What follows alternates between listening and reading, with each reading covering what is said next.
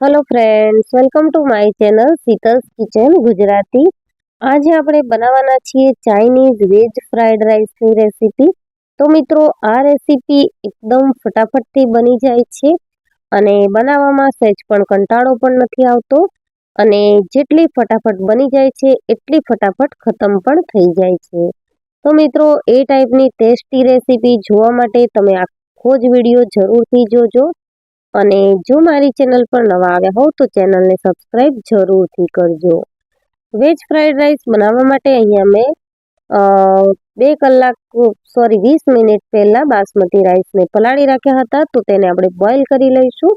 તેના માટે મેં અહીંયા તપેલીમાં પાણી એડ કરી દીધું છે. પાણી ગરમ થયા બાદ સ્વાદ પ્રમાણે મીઠું આપણે થોડું વધારે જ એડ કરીશું. 2 ચમચી જેટલું તેલ અને અડધા લીંબુનો રસ નીચોડી દીધો છે. લીંબુ નીચોડવાથી ચોખા છે તે વ્હાઈટ કલરના રહેશે, અને તેલ ઉમેરવાથી ચોખા છે તે સરસ એવા છૂટા રહેશે. લગભગ 7 થી 8 મિનિટ જેવો સમય થઈ ગયો છે, અને ચોખા છે તે પરફેક્ટ એવા આપણે 90% જેટલા જ બોઇલ કરવાના છે. તો એ ટાઈપના આપણે 90% જેટલા ચોખા ચડી ગયા છે. તો આ રીતે આપણે વધારે પડતા ફેરવવાના નથી, અને તેને આપણે કાઢી લઈશું પાણીમાંથી. હવે ફ્રાઈડ રાઈસ બનાવવા માટે અહીંયા મેં કઢાઈ લઈ લીધી છે, અને કઢાઈમાં 3 થી 4 ચમચી જેટલું તેલ એડ કરી લીધું છે. તેલ સારી રીતે ગરમ થાય એટલે આપણે એમાં બધા જ વેજીટેબલ્સ એડ કરીશું. તેલને આપણે સારી રીતે ગરમ થવા દઈશું. ત્યારબાદ ઝીણું સમારેલું લસણ, ઝીણી સમારેલી ડુંગળી ઉમેરી લઈશું. અહીંયા મેં બધું જ એક લીધું છે, મીડિયમ સાઇઝની ડુંગળી, અને લસણ પણ 3 થી 4 કળી લીધા હતા. 2 લીલા મરચાં આ રીતે કટ કરી અને ઉમેરી લઈશું. બધા જ વેજીટેબલ્સને આપણે એડ કરીએ તેમ સાતળતું રહેવાનું છે. છીણેલું આદું એડ કર્યું છે, 1 ચમચી જેટલું. આદુથી ફ્રાઈડ રાઈસનો ટેસ્ટ છે તે ખૂબ જ સરસ લાગે છે, અને તીખાશ પણ તેમાં સારી એવી આવી જાય છે.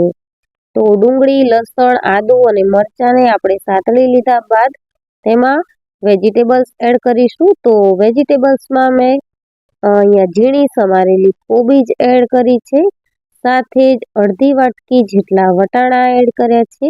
મિત્રો, સિઝન ચાલી રહી છે અને ફ્રેશ વેજીટેબલ્સ મળી રહ્યા છે, તો તમે પણ આ રેસીપી જરૂરથી ટ્રાય કરજો.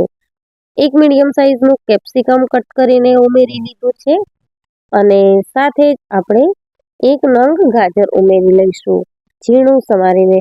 બધા જ વેજીટેબલ્સને આપણે એકદમ ઝીણા ચોપ કરવાના છે, અને 1 મિનિટ જેવું જ સાતળવાનું છે, કારણ કે આપણે શાકભાજી છે તેને ક્રન્ચી જ રહેવા દેવાની છે, વધારે પડતી સોફ્ટ કરી દેવાની નથી. સ્વાદ પ્રમાણે મીઠું ઉમેરી અને બધા જ શાકભાજીને આપણે મિક્સ કરી લઈશું.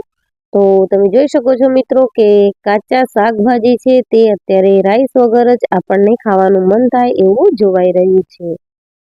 બોઇલ કરેલા રાઈસ ઉમેરી દઈશું, અને તમે જોઈ શકો છો મિત્રો કે એકદમ છૂટા એવા સરસ રાઈસ આપણા બનીને રેડી થયા છે. રાઈસ ઉમેર્યા બાદ આપણે રાઈસને વધારે પડતા ફેરવવાના નથી, અને જે સોયા સોસ છે તે આપણે અત્યારે રાઈસમાં જ ઉમેરીશું, 1 થી 1.5 ચમચી જેટલો, અને સાથે જ આપણે 1 ચમચી જેટલું વિનેગર એડ કરવાનું છે. તો મિત્રો, ખાસ ધ્યાન એ રાખવાનું કે તમારે સોયા સોસ છે તે શાકભાજી પર નથી ઉમેરવાનો, ડાયરેક્ટ જે રાઈસ આપણે રાખ્યા છે તેના પર જ ઉમેરવાનો છે, જેથી કરીને શાકભાજીનો કલર છે તે બ્લેક ન થઈ જાય. તો આ રીતે આપણે થોડું સ્પેચ્યુલાની મદદથી ભાતને મિક્સ કરી લઈશું, અને ખૂબ જ ટેસ્ટી રેસ્ટોરન્ટ સ્ટાઇલ આપણો વેજ ફ્રાઈડ રાઈસ બનીને રેડી છે. તો મિત્રો, છે ને ઝટપટથી બનવાવાળી રેસીપી. લીલી ડુંગળીથી ગાર્નિશ કરીશું, અને ત્યારબાદ આપણે એન્જોય કરીશું. તો મિત્રો, રેડી છે રેસ્ટોરન્ટ સ્ટાઇલ 5 મિનિટવાળો વેજ ફ્રાઈડ રાઈસ. સર્વિંગ પ્લેટમાં લઈ લઈશું.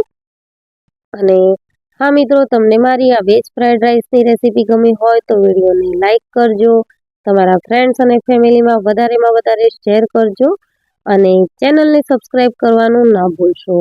તમારી એક લાઈક અથવા એક કમેન્ટથી અમને મોટિવેશન મળે છે, અને તમારી સાથે નવી નવી રેસીપીઓ શેર કરવાનો ઉત્સાહ અમારો વધારે થાય છે. તો મિત્રો, ચેનલને સબસ્ક્રાઈબ કરવાનું ન ભૂલશો અને લાઇકનું બટન જરૂરથી દબાવજો. Thank you.